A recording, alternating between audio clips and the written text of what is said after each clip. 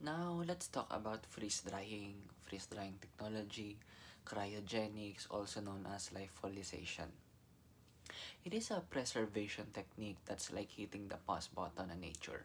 You know, first, the ingredients are frozen at very low temperatures. Then through a special vacuum process, the ice is removed as vapor without turning to water. Sounds good, right?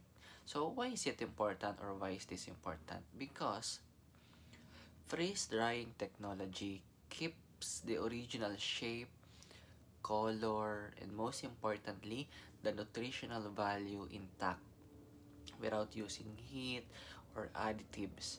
This method locks in freshness or keeps in the freshness for years while preserving delicate enzymes, stem cell, bioactive nutrients. You see, it preserves everything.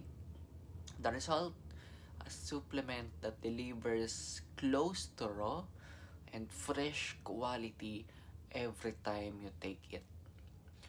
So then again, freeze drying technology is the secret to keeping nature alive inside every capsule that we have. Sounds good?